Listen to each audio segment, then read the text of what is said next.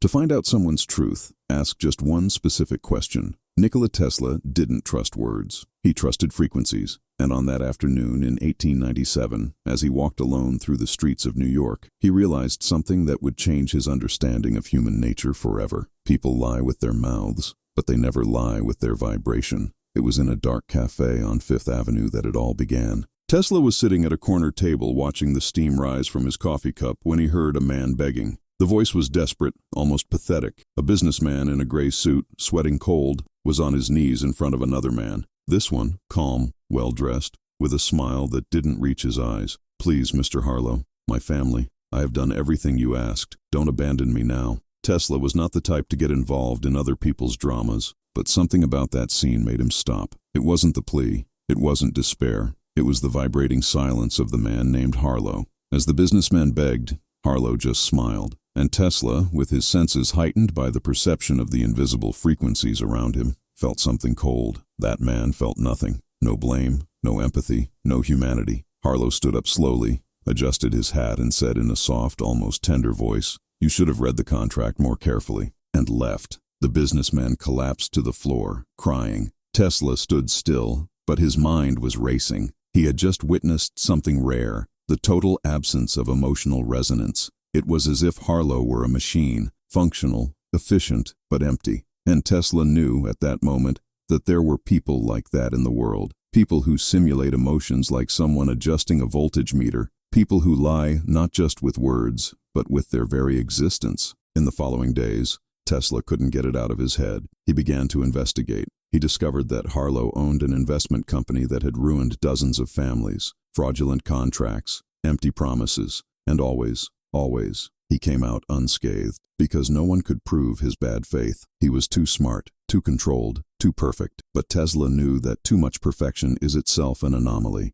and that's when he had an idea, a simple but devastating idea. He realized that if he could ask a single question, a question that forced a person to reveal their true emotional frequency, it would be possible to unmask any liar, no matter how skilled. The question was, which question? Tesla spent weeks locked in his laboratory, studying language patterns, physiological responses, imperceptible hesitations. He tested dozens of formulations. Some were too direct, others are too vague. Until, one silent dawn, he found it. The perfect question. Simple, harmless, but impossible to answer without revealing the vibratory truth of whoever heard it. And then, Tesla did something unusual. He decided he needed to test this question, not in your lab, but in the real world. And the target would be Harlow himself. Because if Tesla was right, that question wouldn't just reveal the truth. She would destroy the mask Harlow wore. But there was a problem. Tesla was not a confrontationist. He was a man of science, not of social conflicts. And Harlow was dangerous, influential,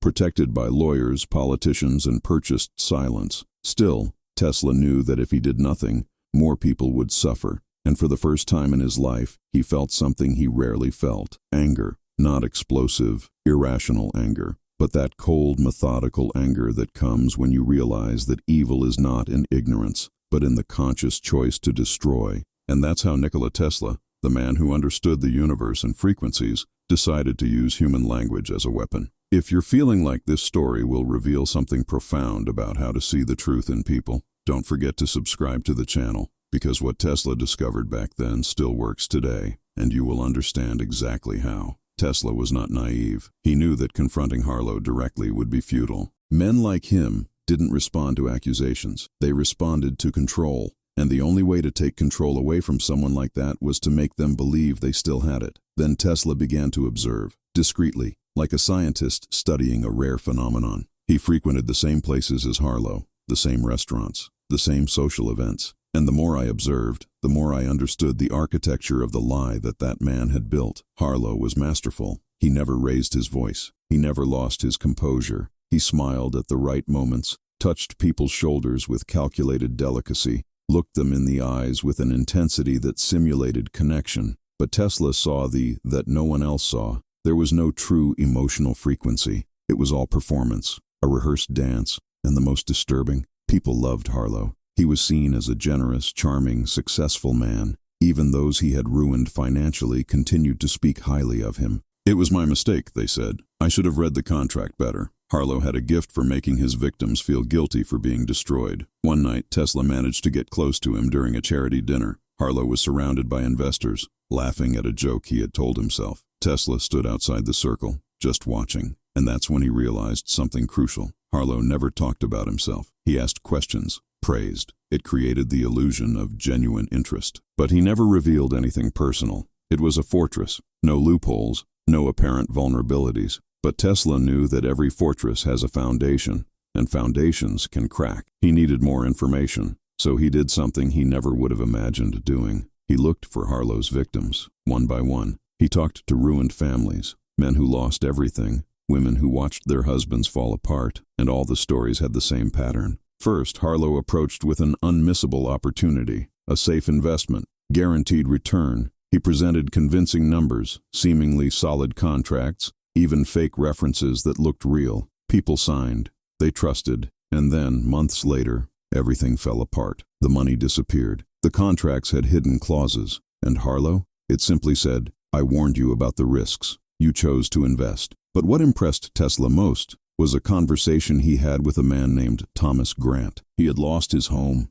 his business, and almost his sanity because of Harlow. And when Tesla asked if he had confronted Harlow, Thomas said something that chilled the air. "I tried. I went to his office, with all the documents, ready to expose the fraud. But when I got there, he greeted me with a smile. He offered me tea. And then, in that calm voice, he said, 'Thomas, you look tired. I'm sure you're confused. I'll give you one more chance. Sign this new contract and I'll help you get back what you lost.' And I almost signed again, because he made it seem like I was the problem, that I was crazy, that everything was my fault." Tesla understood at that moment. Harlow wasn't just a scammer. He was an emotional manipulator. He didn't just steal money. He stole people's sanity. And the worst part, he did it with surgical precision. But there was something Thomas said that kept echoing in Tesla's mind. "The only time I saw Harlow lose his composure was when someone asked about his brother." Tesla raised his eyebrow. "Brother?" Thomas waved. "Yes. I was at a meeting with other investors and someone accidentally mentioned that they had heard about a brother of Harlow who had died years ago."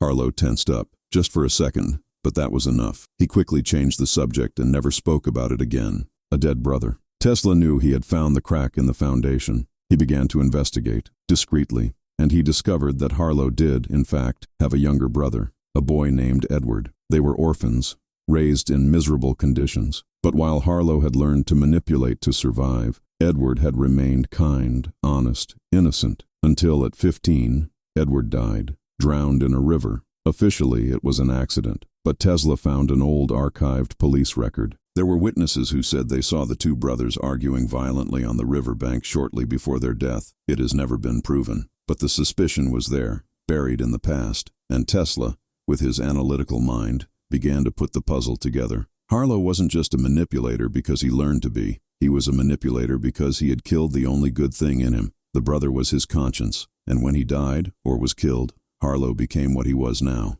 empty. Tesla felt a shiver. He wasn't dealing with a simple criminal. He was dealing with someone who had destroyed humanity itself, and it was at that moment that he knew exactly what the question would be. But he still needed the right moment, from the right place, and the right audience. Because Tesla didn't just want to expose Harlow. He wanted the man to unmask himself, in front of everyone. And for that, I needed a stage. Murky. Tesla knew he couldn't just show up and ask the question. Harlow was too cunning to fall into an obvious trap. He needed a scenario where Harlow felt untouchable, where your confidence was at its peak, where he believed nothing could touch him. And Tesla knew and exactly where this would happen. 3 weeks later, the New York Society of Investors would hold its annual dinner, an exclusive event full of influential business people, politicians, and high society figures. And Harlow would be the keynote speaker. He would speak on business ethics and the future of investments. The irony was so brutal that it almost made Tesla smile. But gaining access to the event would not be easy.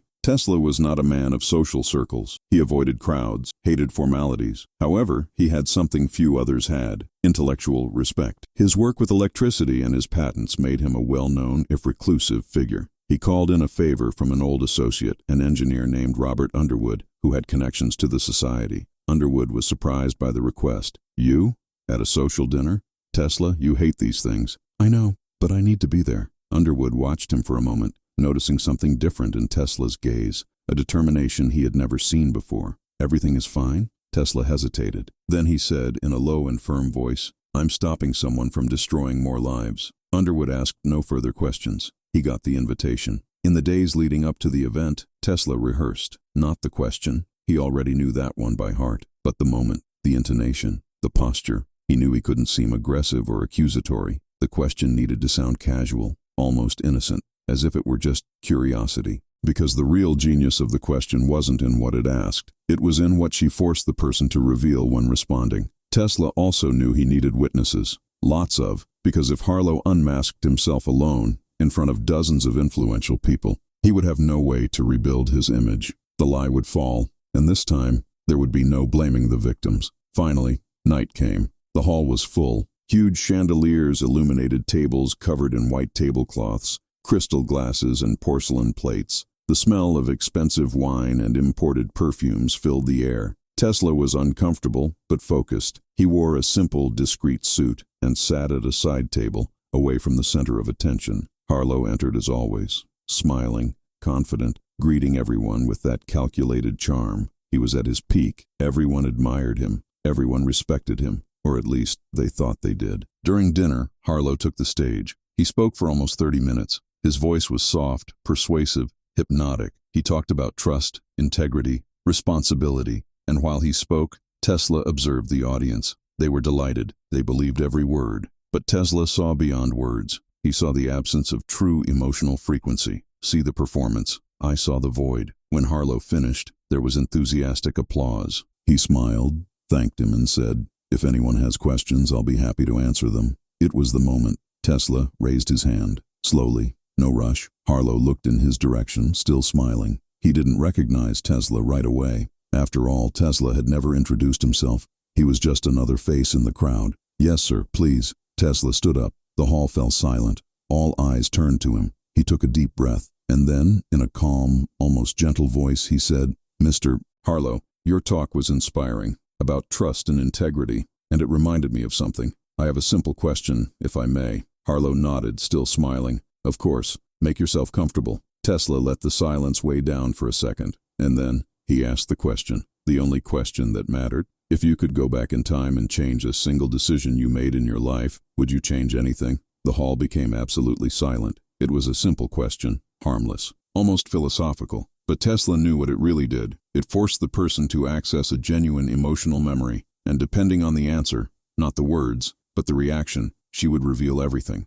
If the person hesitated, he would show regret. If he responded too quickly, it would show rehearsal. If he avoided answering, he would show fear. And if the person responded without any emotion, it would show emptiness. Harlow smiled. But this time, the smile took a little longer to appear. Just a second, but it was enough. He tilted his head as if thinking, and then he said, in that soft voice, What an interesting question, but I believe that every decision I've made has brought me here, and I'm satisfied with who I am. The answer was perfect, polished, safe, but Tesla saw what no one else saw. The micro-expression, the almost imperceptible tension in the corners of his lips, the momentary look away, and then, something even more revealing. Harlow crossed his arms. A defensive posture. Instinctive. He was protected, but Tesla didn't stop. He knew that a single-person question would not be enough to destroy the mask. He needed to pull the thread. Then, in the same calm voice, he continued, I understand. But when you say every decision, does that include decisions that involved other people?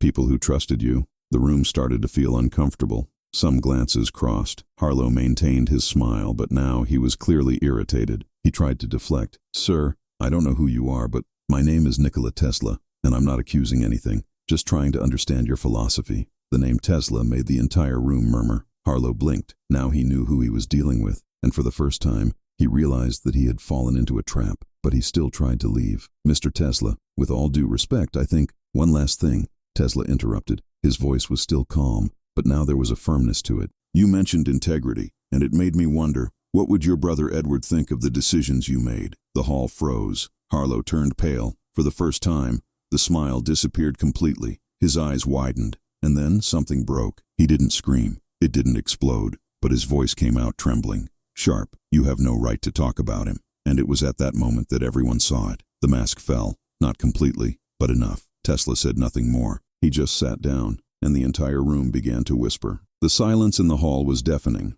All eyes were fixed on Harlow, who remained on the stage, motionless with his fists clenched. For the first time, he had no control, and everyone felt it. Tesla remained seated, watching. He didn't need to say anything else. The question had already done its work, but what happened next, no one expected. A man stood up. It was Thomas Grant, the same person who had lost everything to Harlow. Tesla had not invited him. I didn't know he would be there, but Thomas was, and he had heard everything. With a choked but firm voice, Thomas said, "I lost my home because of this man, my business. I almost lost my family, and when I went to confront him, he made me believe that I was to blame, that I was weak, that I hadn't read the contract properly." He took a deep breath, "But I read it, and he lied." Another man stood up, then a woman, then someone else. One by one, people began to speak. Similar stories, fraudulent contracts, empty promises, destroyed lives. Harlow tried to regain control. He raised his hands, forced a smile, and said, "Please, ladies and gentlemen, this is clearly an orchestrated misunderstanding. These people are lying?" Tesla interrupted, standing up again. His voice was low, but it cut through the air like a blade. "Interesting, because you just said that you don't change anything in the past, that you're satisfied with your decisions. So why are you afraid to listen to them?" Harlow looked at Tesla with pure hatred. There was no more charm. There was no more performance. Just anger. "You don't know anything about me." "I know enough," Tesla replied. "I know that you built an entire life on the destruction of others, and I know that you never felt remorse, because feeling remorse would require that you still have something human inside you." The words fell like stones. Harlow took a step forward, completely losing his composure. "And what do you know about being human, Tesla? You live locked in your laboratory, alone, without friends, without family. Do you think you're better than me? You're just a ghost walking around, pretending to understand people." Tesla did not react. He expected it. "Because I knew that when someone loses control, they reveal who they really are." And it was then that Robert Underwood, the engineer who had gotten Tesla the invite, stood up. He was visibly shaken, but there was determination in his eyes. "Mr. Harlow, I also invested with you 2 years ago. You convinced me to put my life savings into a guaranteed opportunity. I lost everything, and when I tried to sue you, your lawyers threatened me. They said they would destroy my reputation, so I gave up. But now I understand that it wasn't my fault." He looked around at all the people present and said in a firm voice, "He did this to all of us, and we let him because he made us believe we were the problem." The audience began to murmur loudly. Some of the investors present, who had previously admired Harlow, now regarded him with suspicion. Others began to get up and leave. Harlow's reputation was crumbling before his eyes, but Harlow didn't give up. He took a step towards Tesla, pointing his finger. "Do you think you won? Do you think destroying my image will change anything? I have lawyers, I have money, I have power, and you have nothing but your crazy theories and your pathetic loneliness." Tesla the master plowed, and for the first time, he smiled. Not a smile of triumph, but a smile from someone who finally understood something profound. "You're right. I have no power. I have no money. I have no influence." He paused. "But I have something you will never have. I have the truth, and the truth doesn't need power to exist. It just is." And then, Tesla did something no one expected. He took an envelope from his pocket. Inside it, there were copies of documents, fraudulent contracts, bank records, false statements, everything he had collected over the past few weeks, silently investigating Harlow. He handed the envelope to one of the lawyers present in the room. "I suggest you take this to the public prosecutor. I believe he will be interested." Harlow was livid. He looked at the envelope, then at Tesla, then at the crowd, and for the first time, he realized he had lost, not just the image, but everything. He tried to leave the stage, but 2 event security guards stopped him. Someone had already called the authorities, and as Harlow was escorted out, he shouted, "You will regret it, all of you." But no one moved. Nobody responded, because everyone knew that those were the words of a man who had already lost. Tesla remained in the hall for a few more minutes.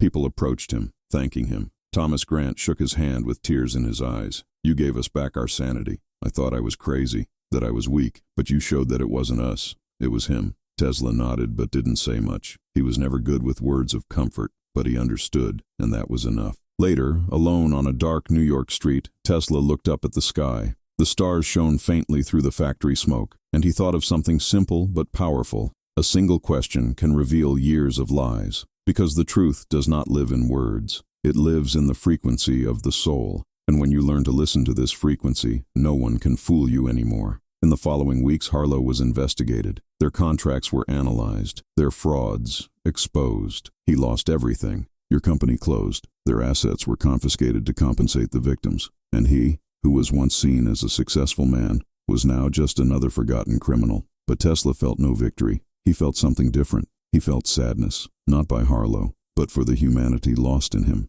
for the brother he had destroyed, for the choice he made to become empty. Because Tesla knew that we all have that choice. We can choose to be truthful, even if it makes us vulnerable, or we can choose to be perfect, even if it leaves us empty. And the difference between these two choices is what defines whether we are human or just machines disguised as people. 6 months have passed since that night in the salon. New York continued its frenetic routine, but for those who were present at that dinner, something had changed, not just in relation to Harlow, but in relation to how they saw the world. Tesla is back to his routine, your laboratory, your inventions, his experiments with electricity and frequency. But he carried with him a lesson that went far beyond science. He had learned that the truth does not need to scream to be heard. She just needs someone brave enough to ask. One afternoon, while adjusting one of his equipment, Tesla received an unexpected visitor. It was Thomas Grant. He looked different, lighter, more alive. "Mr. Tesla, I needed to come and thank you in person." Tesla turned around, wiping his hands on a cloth. "You've already done that." Thomas smiled. "I know. But now I understand what you really did that night. You didn't just expose Harlow. You taught us to see." Tesla frowned. "See what?" "The difference between words and truth, between performance and real emotion. I spent years believing that I was the problem, that I was weak for trusting. But you showed me that it wasn't weakness. It was humanity. And Harlow used that against me." Tesla nodded slowly. He knew exactly what Thomas was talking about. People like Harlow exist because we, the ones who still feel, prefer to believe that everyone is like us, that everyone has empathy, that everyone has remorse, but they don't. And when we finally realize that, it's already too late. Thomas took a deep breath. "So how do we do it? How do we identify these people before we are destroyed by them?" Tesla stopped what he was doing. He looked at Thomas with that silent intensity that only he had. "You ask. But you don't ask just anything. You ask a question that requires the person to access something true within them, something that cannot be rehearsed, something that reveals the emotional frequency. Like the question you asked Harlow." "Exactly. I asked him if he would change anything in the past, not because I expected him to confess, but because I knew his action would say it all. And he said." He hesitated. He defended himself. He dodged. "And when I mentioned his brother, he broke down. Because that was the only real thing in his entire life, and he had destroyed it." Thomas was silent for a moment. Then he asked, "Do you think Harlow has always been like this, or has he become that?" Tesla sighed. It was a question he had asked himself many times. "I think he made a choice. Maybe when I was young, maybe at the moment his brother died. He chose to survive rather than feel. And when you make that choice, little by little, you stop being human. You become functional, efficient, but empty. And do you think you can go back to recover humanity?" Tesla looked out the window. The late afternoon light entered the laboratory softly. "I don't know, but I know that most people don't lose their humanity because they want to. They lose because they think they have to, because the world is cruel, because feeling hurts. Then they stop. And the longer they go without feeling it, the harder it becomes to return." Thomas nodded thoughtfully. "So the question is not just to identify liars, it's to identify who is still alive inside." Tesla smiled slightly. "Exactly." Thomas stayed a few more minutes, talking about how he had rebuilt his life, how I had learned to trust again, but now with discernment. And before leaving, he said something that kept echoing in Tesla's mind. "You know, Mr. Tesla, I always thought you were strange, distant, cold, but now I understand. You are not cold. You just feel too much, and for that, you need silence, because the world is too noisy for those who can see the frequencies." Tesla did not respond, but Thomas saw the slight nod, and I knew I had gotten it right. But Nikola Tesla spent the rest of his life creating, inventing, exploring the mysteries of electricity and energy. But he never forgot that night. He never forgot the power of a single question. And years later, when Tesla wrote in his personal journals, he wrote down something that summed it all up. "People lie with words, but the soul never lies. And if you know how to ask, the soul always answers." He never published this reflection. He never turned it into a scientific theory, but he lived it every day. And perhaps this is the greatest lesson he left, not in their patents, not in your inventions, but in something much simpler and deeper. Someone's truth is not in what they say. It's in what she feels when she responds. And when you learn to listen to this truth, the world will never deceive you again. Not today, somewhere, someone is lying to you. Maybe a friend, maybe a business partner, maybe even someone you love, and you feel something is wrong, but you can't prove it. So do what Tesla did. Ask. Don't ask in an accusatory way. Don't ask in anger. Ask with curiosity. Ask something that forces the person to access a true emotional memory, and then watch, not the words, but the frequency, the hesitation, looking away, the change in breathing, the defensiveness, because the truth never needs to defend itself. It just exists. And when you learn to see this, you free yourself, not just from other people's lies, but from the illusion that you need to accept false versions of reality. Tesla was not just a scientist, he was a soul reader. And he left us the most powerful tool there is. One question, a single question, that could reveal years of lies. Use wisely, use with empathy, but use it. Because the world needs more people who see beyond words. The world needs more people who listen to the frequency of truth. If this story touched something inside you, if you felt there was a truth here worth keeping, subscribe to the channel, share this message. Because maybe, somewhere, someone needs to hear this today. Someone who is doubting their own sanity. Someone who has been manipulated and doesn't know how to get out. This story could be the question that changes everything. And remember, truth does not need power. She just needs someone brave enough to ask.